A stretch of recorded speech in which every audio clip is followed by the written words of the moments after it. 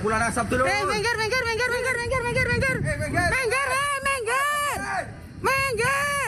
Astagfirullahaladzim, terus. Ini terus. Sampai di jembatan.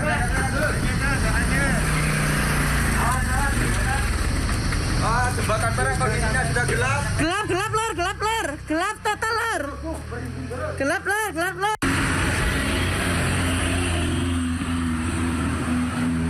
Sudah mau melewati jembatan Gedang Perak, Lor. Yang di bawah hati-hati. Minggir. Revi. Mundur, Rev. Revi. Mundur. Ngep. Pemirsa, untuk mengetahui situasi terkini kita sudah tersambung dengan Bapak Hadi Wijaya dari Badan Geologi Kementerian SDM. Selamat sore Pak Hadi. Bagaimana sejauh ini aktivitas dari Gunung Semeru, Bapak?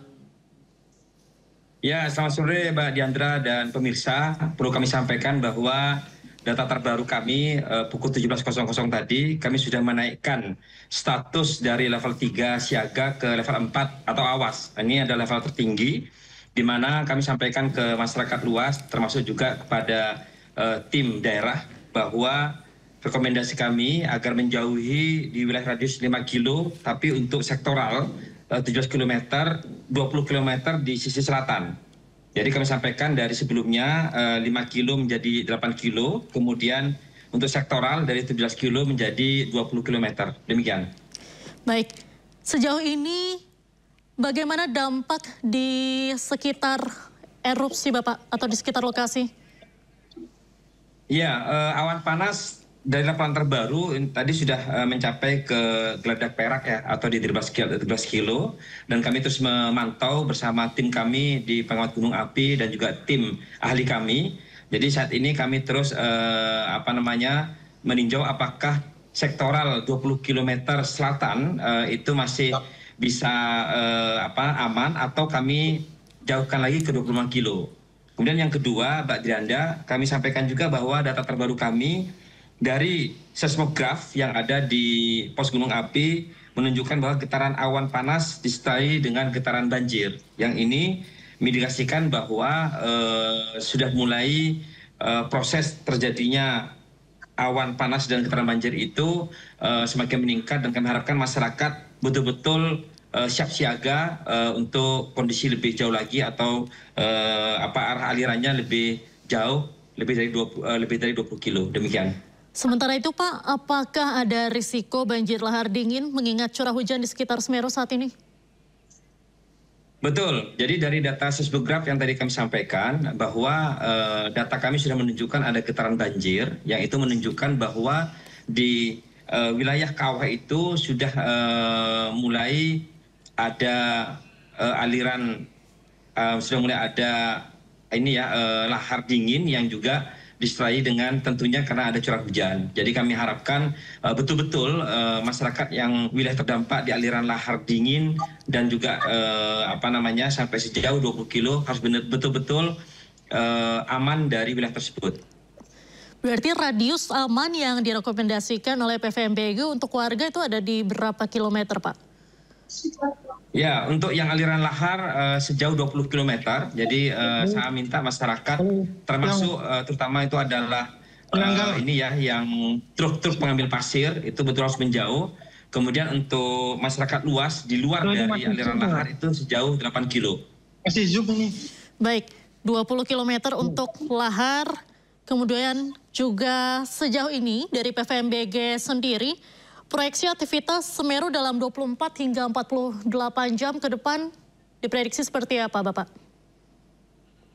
Baik, setelah kami rilis hari ini bahwa kondisi yang aman tadi di radius 8 kilo, kemudian aliran awan panas dan lahar panas itu mencapai 20 kilo, maka masyarakat betul-betul patuh dengan rekomendasi tersebut. Jadi kita harus menjaga keselamatan dari semua lapisan masyarakat. Kemudian yang kedua, Mbak Diandra, kami pun juga terus memantau apakah level 4 pada hari ini itu masih terus ada perkembangan lebih jauh lagi yang tadi yang ke arah selatan dan tenggara. Dan kami sudah sampaikan press release laporan tanggapan kami, laporan khusus kepada para stakeholder, termasuk Kementerian Pusat dan Daerah, untuk juga mengupdate informasi yang kami sampaikan.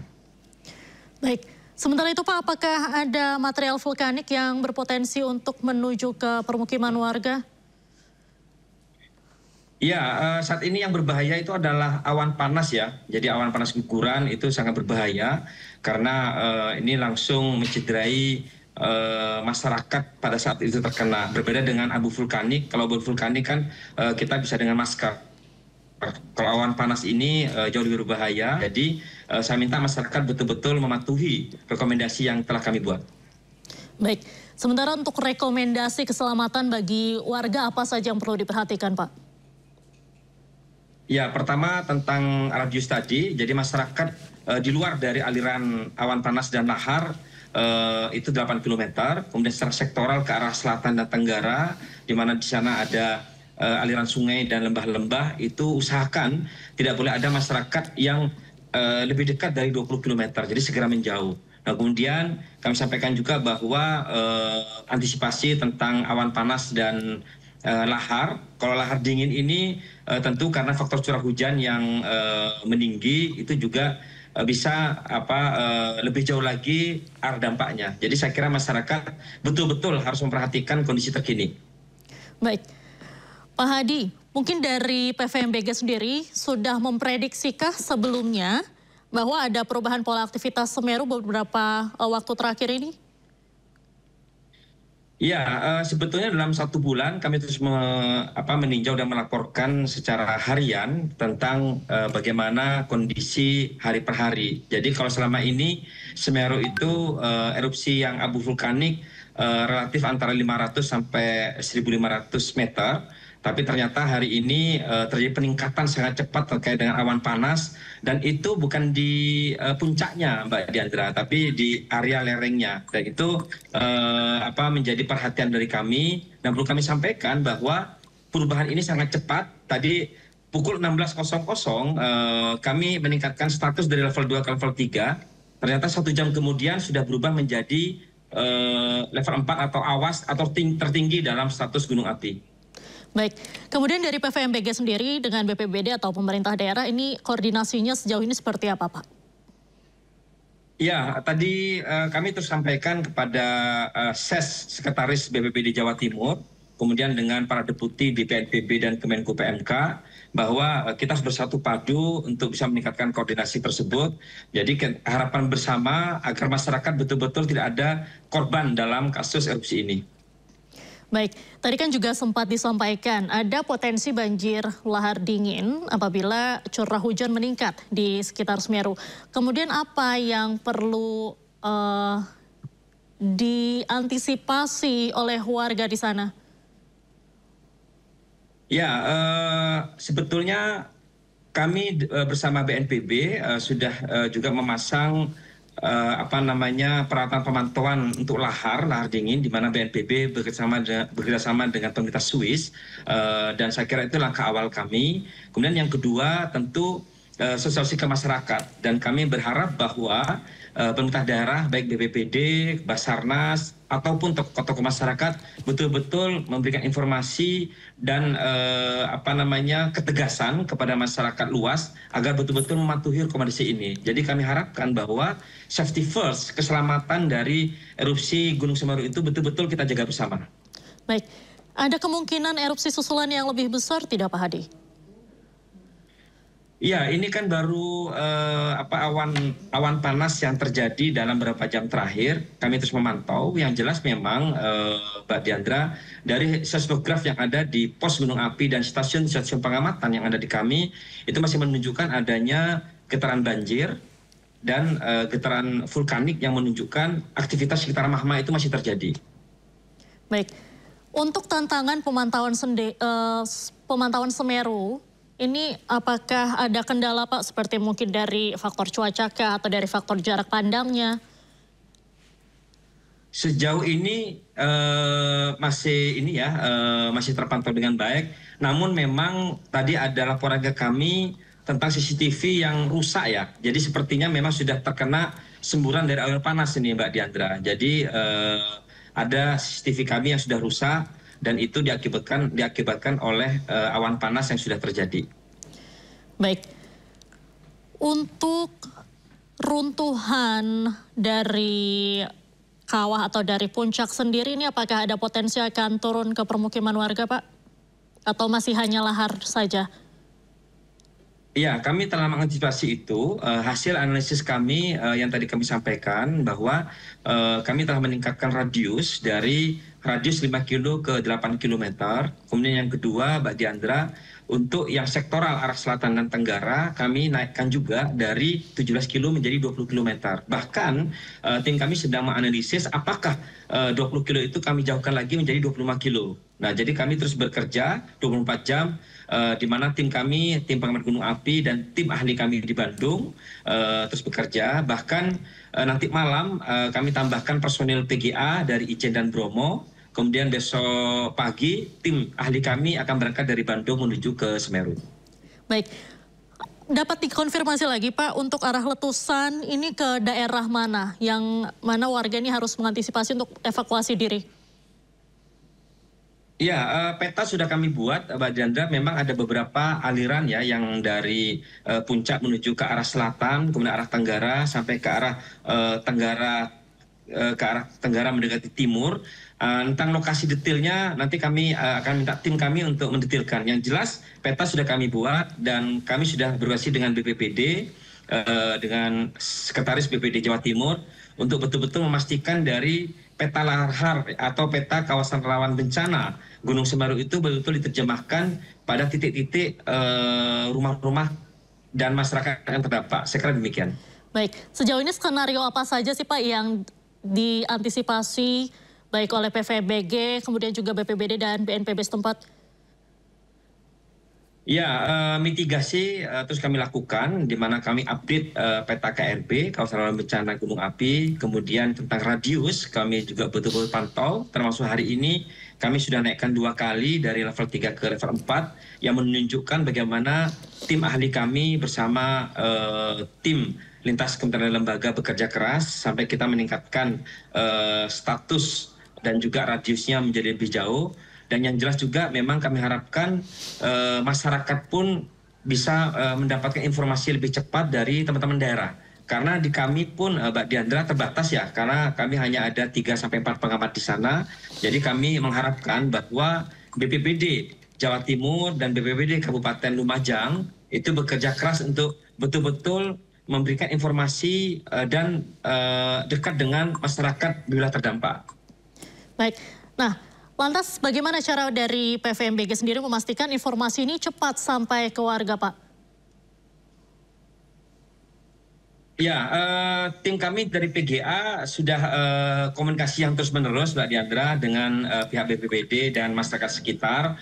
Dan tadi pun sudah ada laporan ke saya bahwa sampai sejauh tadi jam 5 sore tidak ada dampak korban ya, dan mudah-mudahan sampai pada malam hari ini tidak ada. Namun kami terus menjaga karena masyarakat tadi pun saya dapat laporan sampai ingin mengambil video ya di lokasi yang sangat dekat dengan lokasi awan panas, dan itu sangat saya menyayangkan kondisi tersebut. Jadi nomor 1 bagi masyarakat itu adalah tolong untuk menjaga keselamatan jiwa dan keluarga dan masyarakat sekitar dan tetangganya.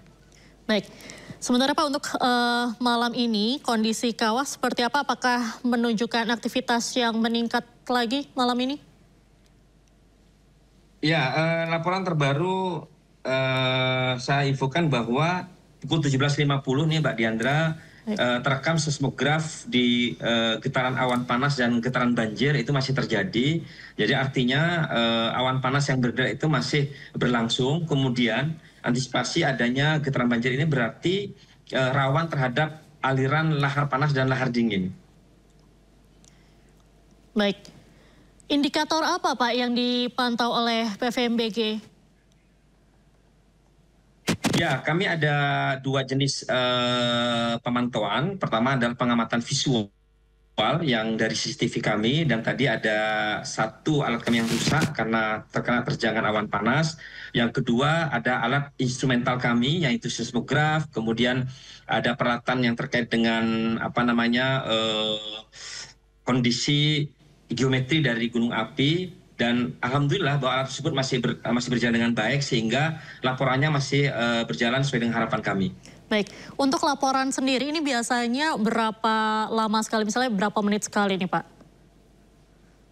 Ya, kalau laporan setiap ada erupsi pasti ada laporan. Jadi kadang Mbak Diandra dalam satu hari Semeru ini laporan kami bisa lebih dari 5 kali. Bahkan kadang-kadang kalau setiap 1 jam 2 jam itu ada erupsi terlaporkan kepada kami di Bandung.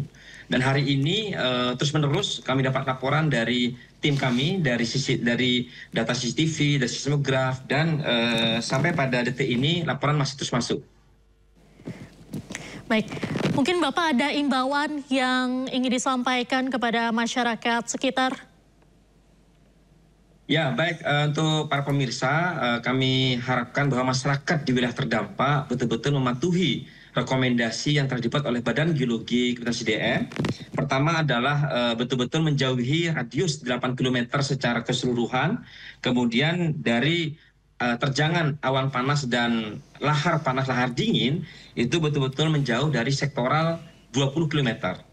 Jadi tujuannya apa? Agar masyarakat betul-betul tidak terdampak dari awan panas, dari lahar panas, dari semburan atau erupsi gunung api. Nah, kemudian terus-menerus masyarakat mengupdate informasi itu kepada pemerintah daerah, karena di sana teman-teman BPBD kabupaten itu terus-menerus memberikan informasi, dan juga kami sampaikan juga kepada para PGA, para pengamat gunung api, untuk terus berkoordinasi dengan pihak daerah dan tokoh-tokoh masyarakat. Baik, Pak Hadi, kita tahan sebentar, kita akan lanjutkan perbincangan kita. Kita akan kembali memantau bagaimana situasi di pengungsian, tepatnya di Balai Desa. Di sana sudah bergabung bersama kami jurnalis iNews Yayan Nugroho di Lumajang, Jawa Timur. Selamat malam, Yayan. Bagaimana situasi terkini di sana?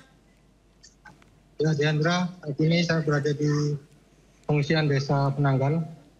Ada sekitar 47 warga yang mengungsi di sini, terdiri dari ibu-ibu dan anak-anak ini. Sudah disampaikan bantuan berupa semet untuk anak-anak dan air minum untuk para pengungsi ini. Tercatat sudah ada berapa jumlah warga yang diungsikan, dan posko pengungsian ini di titik mana saja, Yayan? Ya, untuk data pasti seluruh pengungsi belum ada keterangan pasti dari BPBD, memang masih dalam pendataan. Untuk di lokasi Balai Desa Penanggal ini ada sejumlah 47 pengungsi yang berasal dari Kecamatan Ponobio. Baik, sementara diketahui wilayah terdampak ini ada di mana saja, sejauh mana sebarannya? Ya, untuk wilayah terdampak tadi memang awan panas tercatat sampai 17 km tadi radiusnya, dan ada 2 kecamatan yang terdampak langsung, yakni Kecamatan Candipuro dan Kecamatan Pronojiwo. Di posko pengungsian sendiri saat ini itu tepatnya ada di balai desa mana dan ada berapa jumlah pengungsi di sana? Ya, di sini memang di Balai Desa Penanggal Kecamatan Candipuro ada sejumlah 47 warga yang mengungsi di lokasi ini.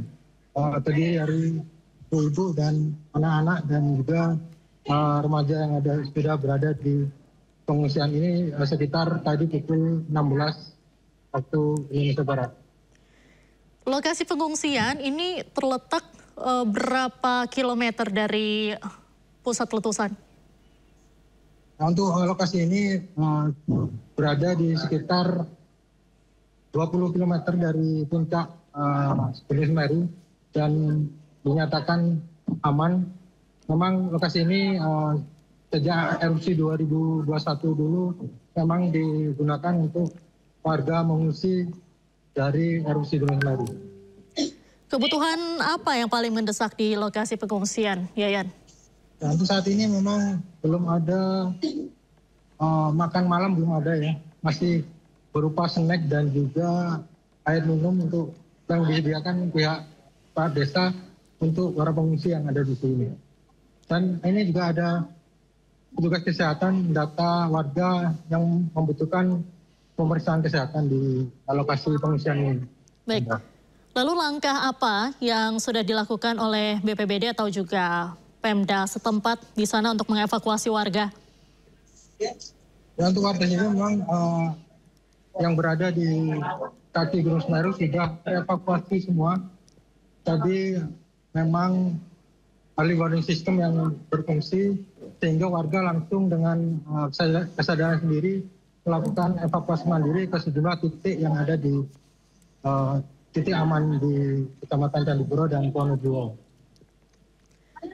Baik, terima kasih Yayan Nugroho. Kita akan terus memantau bagaimana situasi di lokasi pengungsian. Dan pemirsa, kita akan kembali berbincang dengan Bapak Hadi Wijaya, Kepala PVMBG.